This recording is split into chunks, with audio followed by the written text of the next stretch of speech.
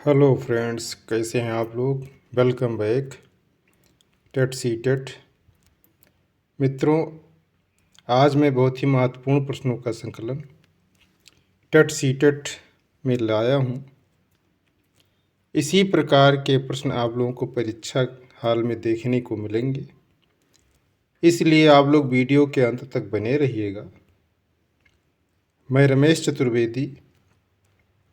यदि आप मेरा चैनल सब्सक्राइब न किए हों तो प्लीज़ सब्सक्राइब कर लें, बेल आइकन को प्रेस कर लें, जिससे आपको इसी प्रकार के महत्वपूर्ण प्रश्नों का संकलन प्राप्त होता रहे। चलते हैं आज के पहले प्रश्न पर।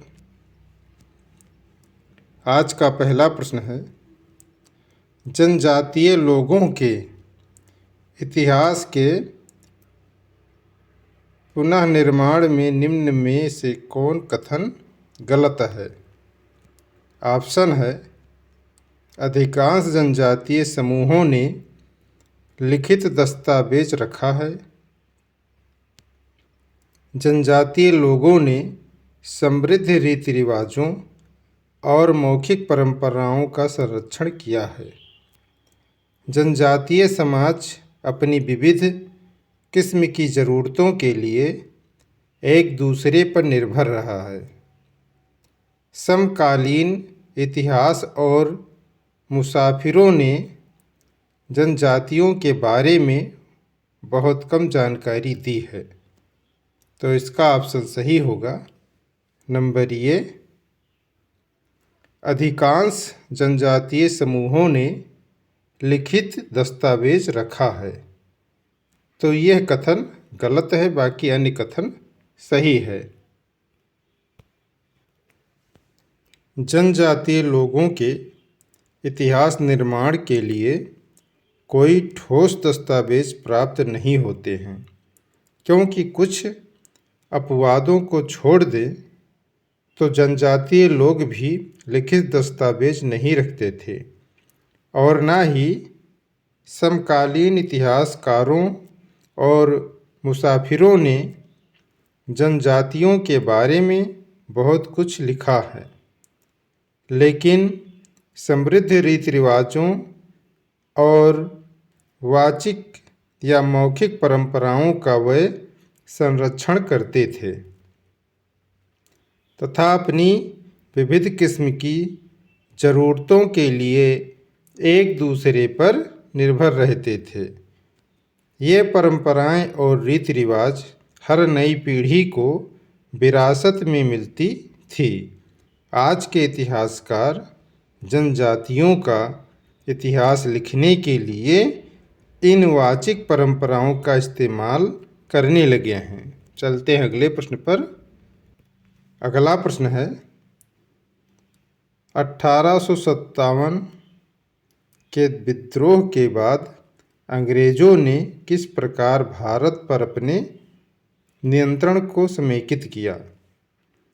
ऑप्शन है, अवध बिहार, मध्य भारत और दक्षिण भारत से ज़्यादा सिपाहियों की भर्ती करके,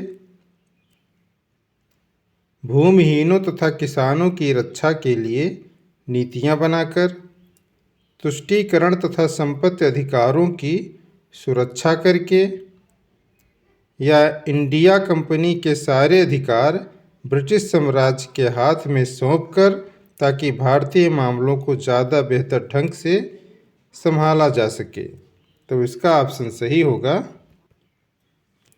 नंबर डी, इंडिया कंपनी के सारे अधिकार ब्रिटिश साम्राज्य के हाथ में सौंपकर, ताकि भारतीय मामलों को ज़्यादा बेहतर ढंग से संभाला जा सके। इस प्रकार 1857 के विद्रोह के बाद अंग्रेज़ों ने ईस्ट इंडिया कंपनी के सारे अधिकार ब्रिटिश साम्राज्य के हाथों में सौंप दिया, ताकि भारतीय मामलों को एक शासन के अधीन ज़्यादा बेहतर ढंग से संभाला जा सके। जबकि उन्होंने किसानों तथा भूमिहीनों की रक्षा के लिए कोई विशेष नीति नहीं बनाई थी, और न ही भारतीयों के संपत्ति अधिकारों की सुरक्षा करना उनका ध्येय था। तो चलते हैं अगले प्रश्न पर। अगला प्रश्न है, निम्नलिखित में से क्या प्रतिनिधि लोकतंत्र की विशेषता नहीं है? ऑप्शन है प्रतिनिधियों के हाथ में निर्णय निर्माण की प्रक्रिया, जनता का निर्णय निर्माण की प्रक्रिया में प्रत्यक्ष सहभागिता, जनता को मतदान का अधिकार, मतदान द्वारा प्रतिनिधि का चुनाव। तो इसका ऑप्शन सही होगा नंबर बी, जनता का निर्णय निर्माण की प्रक्रिया में प्रत्यक्ष सहभागिता। प्रतिनिधि लोकतंत्र में निर्णय निर्माण की प्रक्रिया में प्रत्यक्ष सहभागिता जनप्रतिनिधियों की होती है, जो जनता द्वारा चुने जाते हैं। जनता की इस प्रक्रिया में अप्रत्यक्ष सहभागिता होती है। अतः प्रतिनिधि लोकतंत्र में जनता को मतदान का अधिकार तथा मतदान द्वारा प्रतिनिधि के चुनाव का अधिकार होता है। चलते हैं अगले प्रश्न पर। अगला प्रश्न है, भारत के किस क्षेत्र को छोटा तिब्बत कहा गया है? ऑप्शन है अरुणाचल प्रदेश, सिक्किम, हिमाचल प्रदेश या लद्दाख। तो इसका ऑप्शन सही होगा नंबर डी, लद्दाख। भारत के लद्दाख क्षेत्र, जिसकी राजधानी लेह है, को तिब्बत से सटे होने के कारण छोटा तिब्बत कहा जाता है, क्योंकि वहाँ के सांस्कृतिक तथा सामाजिक परिवेश एक दूसरे से मिलते जुलते हैं। चलते हैं अगले प्रश्न पर। अगला प्रश्न है, भारत में अपील प्रणाली या पौनवार्दिक प्रणाली किसे कहते हैं? ऑप्शन है न्यायालय के आदेश के खिलाफ संसद में अपील का प्रावधान, राज्य कार्यपालिका प्रमुख का सर्वोच्च अपील प्राधिकारी के रूप में कार्यरत होने का प्रावधान, निचली न्यायालय के आदेश के खिलाफ उच्च न्यायालय में अपील का प्रावधान, न्यायिक सेवा में आवेदन का प्रावधान। तो इसका ऑप्शन सही होगा नंबर सी, निचली न्यायालय के आदेश के खिलाफ उच्च न्यायालय में अपील का प्रावधान।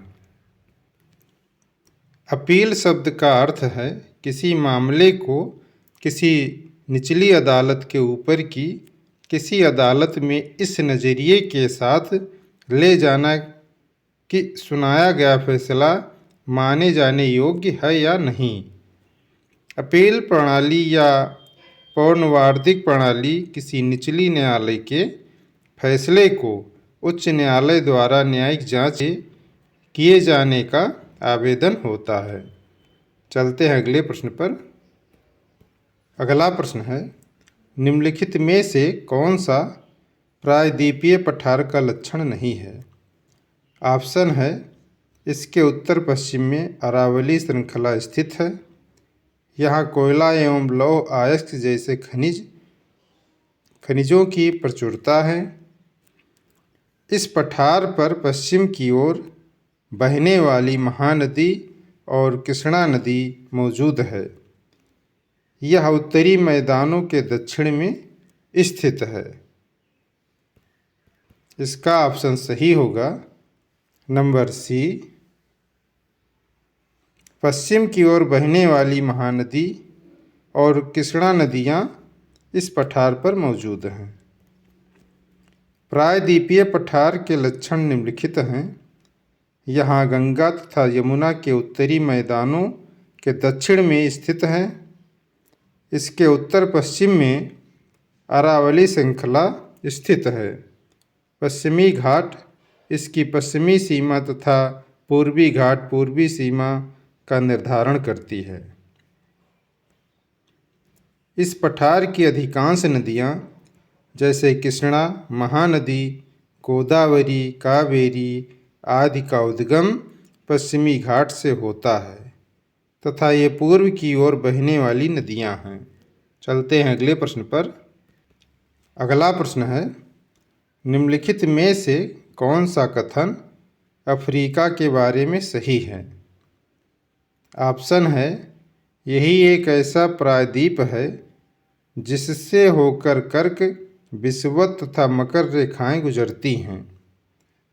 गोबी मरुस्थल इस प्रायद्वीप में स्थित है। इसके पश्चिम में यूराल पर्वत है जो इसे एशिया से अलग करता है।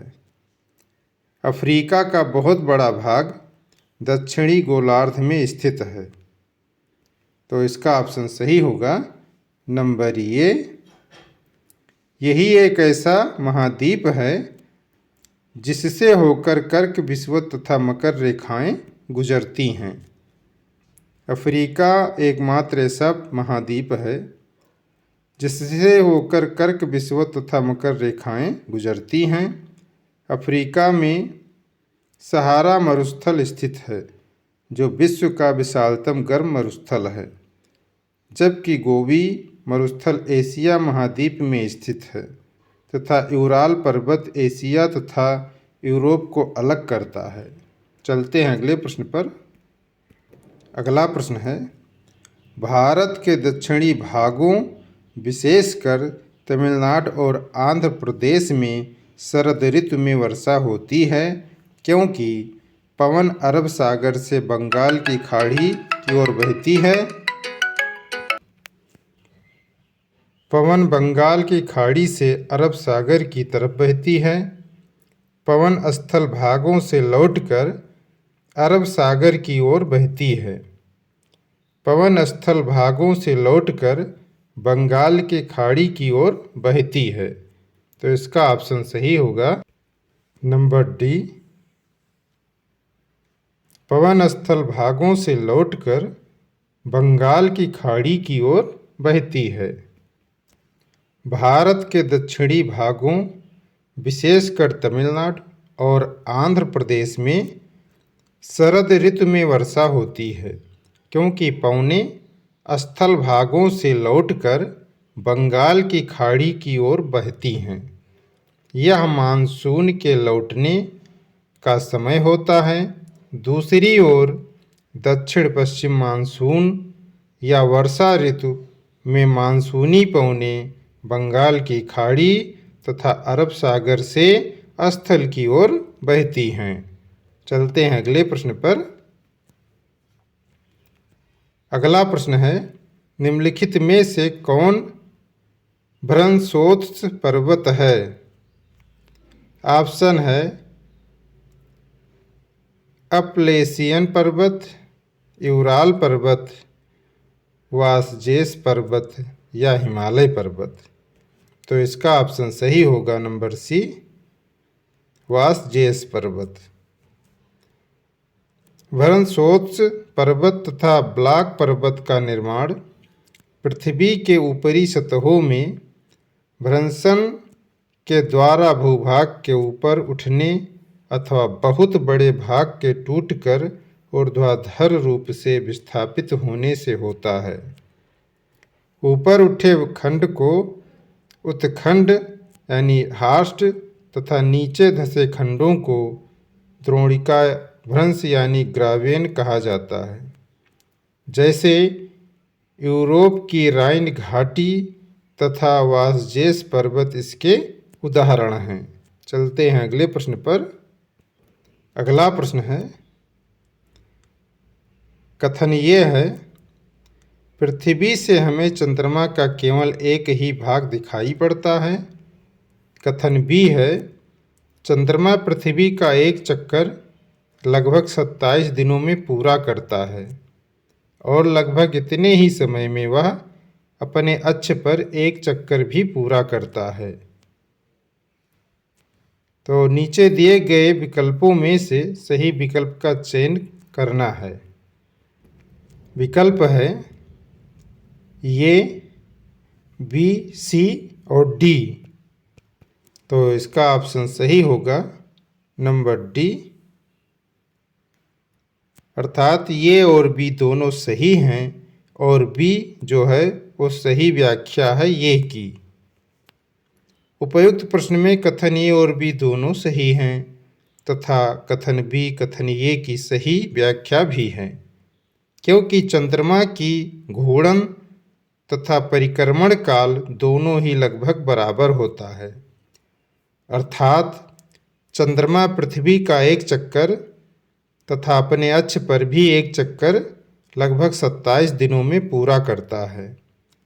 इसलिए पृथ्वी से हमें चंद्रमा का केवल एक ही भाग दिखाई पड़ता है। चलते हैं अगले प्रश्न पर। अगला प्रश्न है, कायांतरित शैल के बारे में दिए गए ए बी और सी कथनों पर विचार कीजिए और सही विकल्प का चयन कीजिए। कथन है, आग्नेय और अवसादी शैल उच्च ताप और दाब के प्रभाव में कायांतरित शैलों में परिवर्तन हो जाती है। कायांतरित शैल उच्च ताप और दाब के प्रभाव में पिघलकर द्रवित मैग्मा बनाते हैं। संगमरमर एक कायांतरित शैल है। इसका ऑप्शन ए, बी और सी, डी है, जिसमें विकल्प बी सही होगा। यानी ए, बी और सी तीनों सही हैं। उपयुक्त प्रश्न में कायांतरित शैल के बारे में दिए गए सभी कथन सही हैं, क्योंकि आग्नेय और अवसादी शैल ही उच्च ताप और दाब के प्रभाव के कारण अपरदित होकर कायांतरित शैलों में परिवर्तित हो जाते हैं तथा ये शैल उच्च ताप और दाब के प्रभाव में पिघलकर द्रवित मैग्मा बनाते हैं। रूपांतरित चट्टान पृथ्वी की पपड़ी के एक बड़े हिस्से से बनी होती है तथा बनावट रासायनिक और खनिज संयोजन द्वारा इनको वर्गीकृत किया जाता है।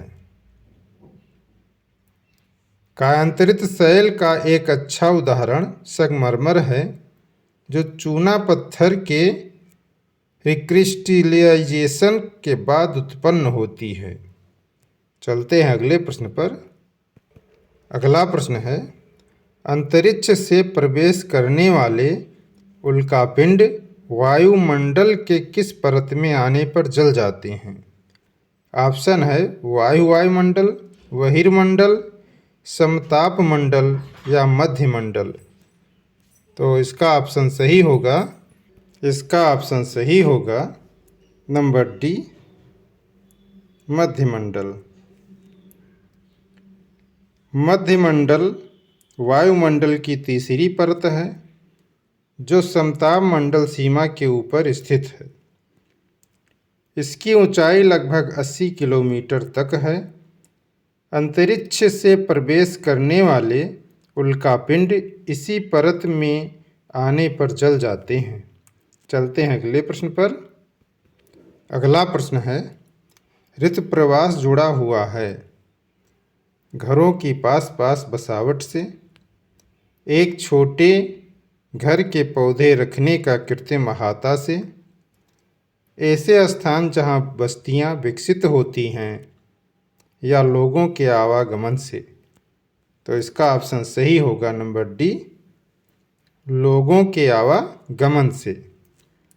ऋतु प्रवास लोगों के आवागमन से जुड़ा हुआ है। दो विभिन्न जलवायु दशाओं वाले क्षेत्रों में सामान्यतः पशुचारकों के द्वारा अपने पशुओं के साथ मौसम परिवर्तन के अनुसार किया जाने वाला प्रवास ऋतु प्रवास कहलाता है। मौसमी प्रवास अधिकांशतः शीतोष्ण कटिबंध में पर्वतीय तथा मैदानी घाटियों के मध्य होता है। चलते हैं अगले प्रश्न पर। अगला प्रश्न है, अस्थायी पवनों के संबंध में कथन ए और बी पर विचार कीजिए और सही विकल्प का चयन कीजिए। विकल्प है ये पौने वर्ष भर लगातार निश्चित दिशा में चलती रहती हैं। पश्चिमी एवं पूर्वी पौने इनके उदाहरण हैं। ऑप्शन है ये गलत है, बी सही है, ये और बी दोनों सही है, ये और बी दोनों गलत है, ये सही है, बी गलत है। तो इसका ऑप्शन सही होगा नंबर बी, ये और बी दोनों सही है।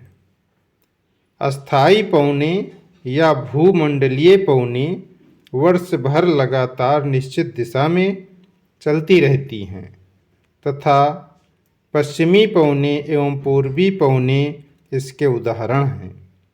अतः उपयुक्त प्रश्न में कथन ये तथा कथन बी दोनों सही है।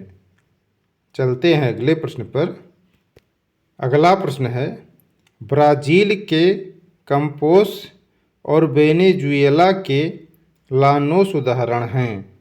ऑप्शन है टुंड्रा प्रकार की वनस्पति के, उष्णकटिबंधीय घास स्थल के, या भूमध्य सागरीय वनस्पति के, या शीतोष्णकटिबंधीय घास स्थल के।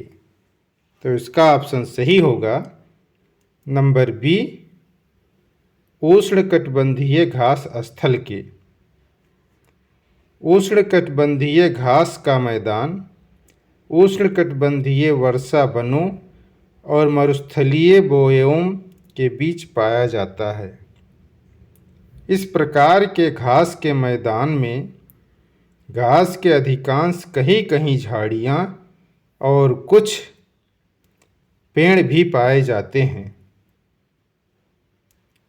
उदाहरण ब्राज़ील का कंपोस, वेनेजुएला के लानोस, पूर्वी अफ्रीका का सवाना आदि है। चलते हैं अगले प्रश्न पर। अगला प्रश्न है जलवायु के संबंध में कथन ए और बी पर विचार कीजिए और सही विकल्प का चयन कीजिए। जलवायु वायुमंडल में दिन प्रतिदिन होने वाला परिवर्तन है या किसी स्थान की जलवायु सिर्फ उस ऊंचाई या उच्चावच पर निर्भर करती है। ऑप्शन है ये गलत है और बी सही है, ये और बी दोनों सही है, ये और बी दोनों गलत है, ये सही है, बी गलत है। तो इसका ऑप्शन सही होगा नंबर सी, ये और बी दोनों गलत है, क्योंकि मौसम संबंधी दीर्घकालिक अवस्था ही जलवायु कहलाती है। जलवायु वायुमंडल में दिन प्रतिदिन होने वाले परिवर्तन नहीं हैं, अपितु एक निश्चित समय अंतराल पर होने वाला परिवर्तन है। और किसी स्थान की जलवायु सिर्फ उसकी ऊंचाई तथा उच्चावच पर निर्भर नहीं होती है, अपितु पवन की दिशा, समुद्र की दूरी, वर्षा, अक्षांश और देशांतर की स्थिति पर भी निर्भर करती है। अतः कथन ये भी दोनों गलत होंगे। चलते हैं अगले प्रश्न पर। अगला प्रश्न है दिए गए लक्षणों ए और बी के आधार पर ऊर्जा स्रोत की पहचान करें। ऑप्शन है यह एक परंपरागत ऊर्जा का स्रोत है। यह ऊर्जा स्रोत तब निर्मुक्त होती है जब अपरिष्कृत तेल को धरातल पर लाया जाता है। ऑप्शन है प्राकृतिक गैस, भूतापीय ऊर्जा, मोम, बायोगैस। तो इसका ऑप्शन सही होगा नंबर ए, प्राकृतिक गैस। प्राकृतिक गैस पेट्रोलियम निक्षेपों के साथ पाई जाती है और तब निर्मुक्त होती है जब अपरिष्कृत तेल को धरातल पर लाया जाता है। इसका प्रयोग घरेलू और वाणिज्यिक ईंधनों के रूप में किया जा सकता है। यह एक परंपरागत ऊर्जा का स्रोत है, जबकि अन्य भूतापीय ऊर्जा, मोम, बायोगैस आदि ऊर्जा के गैर परंपरागत स्रोत हैं। चलते हैं अगले प्रश्न पर। मित्रों, यहीं पर यह वीडियो समाप्त होता है। यह वीडियो कैसा लगा कमेंट बॉक्स में ज़रूर लिखिएगा। यदि अच्छा लगा हो तो प्लीज़ लाइक शेयर सब्सक्राइब ज़रूर करें और प्रश्नों को लिखा करो, क्योंकि लिखने से जल्दी याद हो जाते हैं। अपनी डेली लाइफ में कोई ना कोई टारगेट ज़रूर रखें, जिसे पूरा करने का भरसक प्रयास कीजिए, जिससे आपकी लाइफ ऑटोमेटिकली अच्छी हो जाएगी। तो मिलेंगे अगले वीडियो में। अपनी तैयारी करते रहिए। बहुत बहुत धन्यवाद।